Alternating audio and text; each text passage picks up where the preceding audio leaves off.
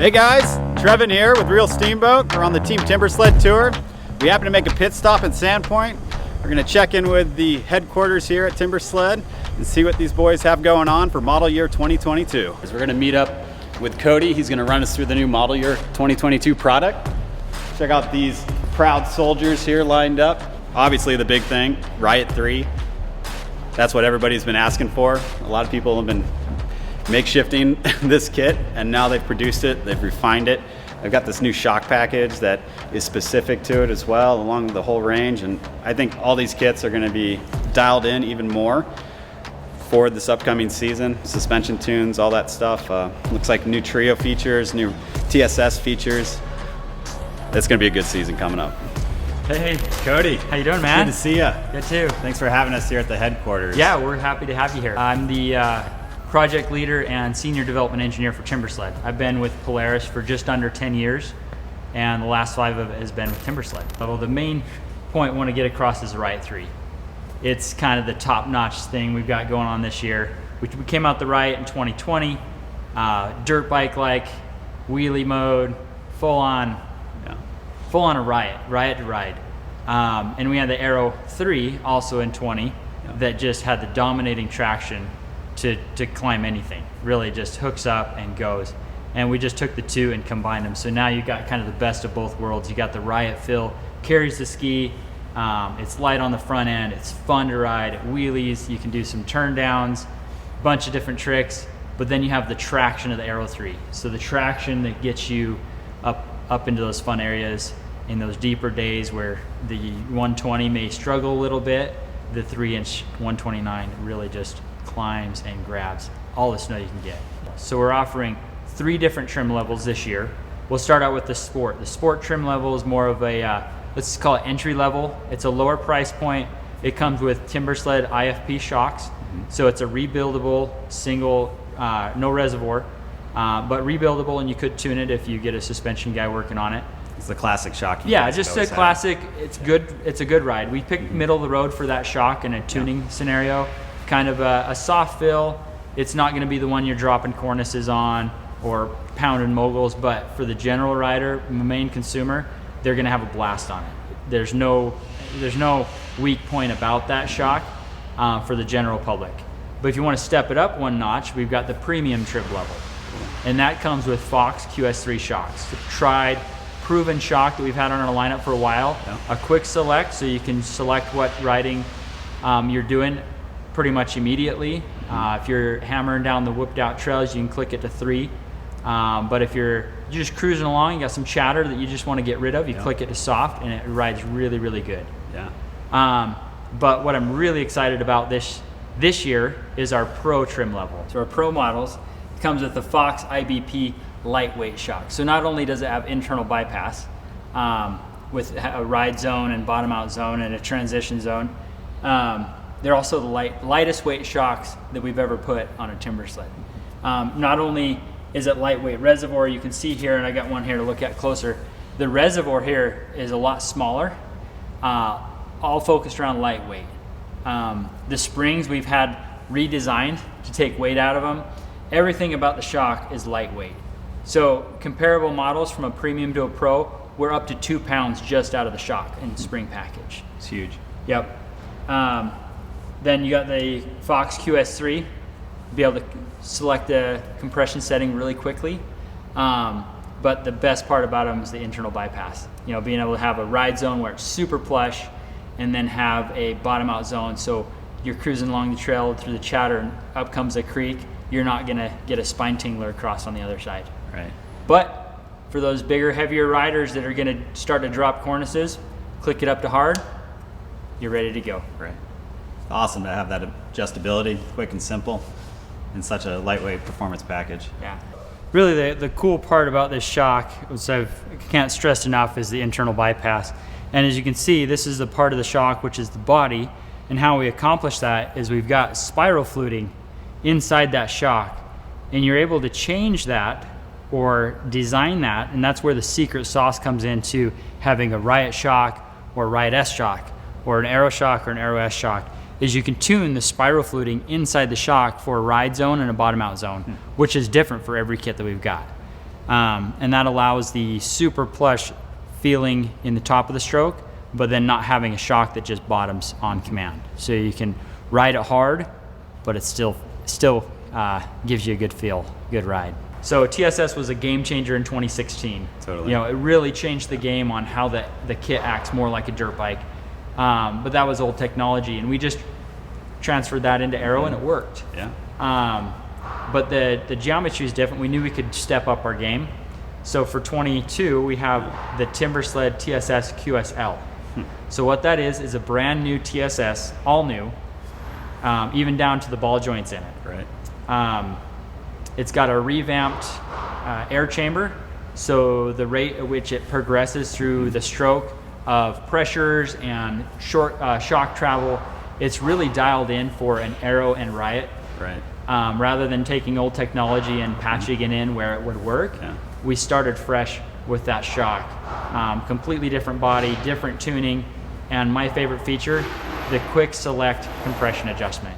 Soft, medium, and then lockout. As you can see it here, fit up in the bike. This knob here will then quickly adjust the compression settings on the new TSS. The cool thing though is we're offering the TSS as a standalone shock for anybody that has a kit or a fit kit already and they just want to make this upgrade, which I highly recommend because it changes the ride, changes the way the kit handles, especially on a riot. To have that adjustability on the TSS this year, and Yep. and know it's just fully tuned and optimized for these new kits. That's good to hear. Yep. And also the Trio's been revalved or Yeah, that's right. updated We as well. changed the valving in the Trio. Yeah. Back to that kind of updating our technology as we get better. The Trio was valved very much specific to aero. So we changed the valving in it this year. So brand new valving for the Trio, and not only new valving that's more rider friendly for all kits and all bikes.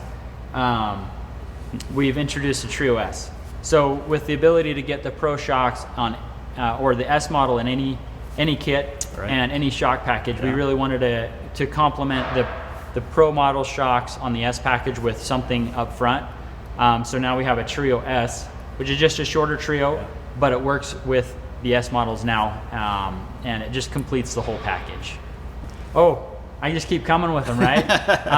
Also for 2022, we've always taken pride in offering the most fitments for really any dirt bike. Yeah, granted there's a couple outliers there, but we're also adding Gas to the lineup and Sherco fit kits for 2022. So that's good to hear.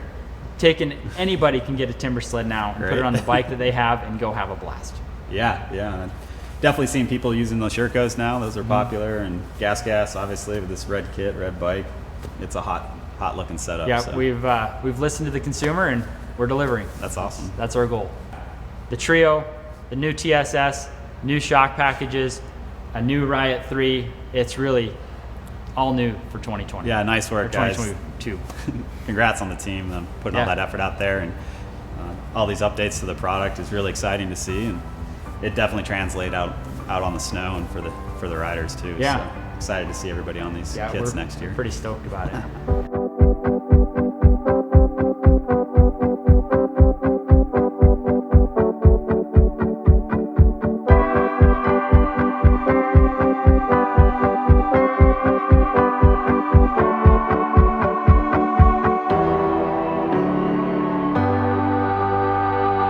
Yes, and we have the first original Timbersled kit? Yeah, it's actually the first production built kit. Yeah, my brother Alan, he started Timbersled and kind of in my parents' garage back in the early 2000s, and I went to work for him in 2006 just welding and doing some fabrication work on snowmobile parts.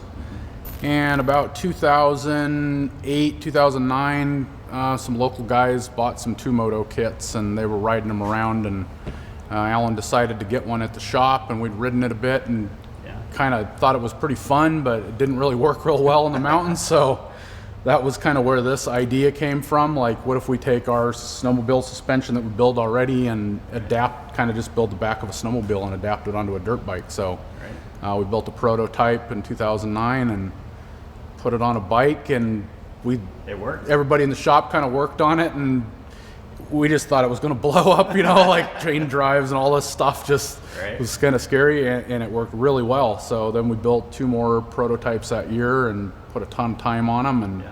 And by 2011 was the first year that these came out. We built 100 of them and distributed them out to people kind of in our area. Right. And yeah, that's pretty much where it started. It's pretty rudimentary. I mean, 1.75" track, chromoly frame. The frame stayed kind of the same for a long time though. We built thousands of these things Is this by hand. Hand welded. Who Yeah. did the welding on this? Would have been me or a couple other guys in the shop. Towards the end, before we switched to the aluminum frame, we had 11 people welding frames and suspensions together. Wow. All hand TIG welded, chromoly tube though. You had a background in snowmobiling, I assume. Yep. And that's where your roots started. And your family's big sledders in the area. Not so much, but when we were a kid, my dad had a snowmobile. Him and his buddies would just go ride around in the back roads kind of above our house. And so we grew up riding that around the field. We had 40 acres and we ran that thing to death. And so, yeah, not till probably in the 94, 95 that we would actually get back into actual mountain snowmobiling. Right. Powder riding and Yeah. stuff like that. And then rode those up until we came out with this, and then it was just kind of a no-brainer to Right. switch. This was just so much more fun in the mountains. Yeah. They definitely open doors and allow you to access and explore, especially Right. your terrain here.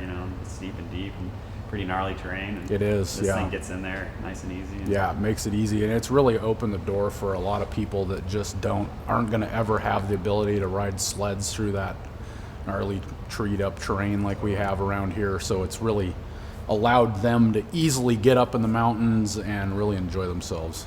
Yeah, it's amazing. Your backyard is awesome. We've Yeah. enjoyed the last few days. Oh, great, Getting to yeah. explore it and got some good snow. And, Yeah, you guys probably just barely skim the surface of what's actually out there too. oh, for sure. I know it's probably been one of our best stops, and it's really cool to see the terrain, and everybody's been so welcoming and Yeah. showing us the goods, and we just scratched the surface of it, I'm sure. Yeah, good. Well, I'm glad you guys are enjoying yourself. It's a pretty amazing place up here. We enjoy it. Yeah, try not to blow it up too much. Right. Yeah, we know. They probably didn't take you all the secret spots, so we know. No, you gotta keep some of those in your pocket Yeah. for sure. Well, cool, man. Really appreciate your time. Thanks a bunch for showing us the history of the sport a bit. And Sure. Thanks a bunch. Yeah, thanks for asking. I appreciate it.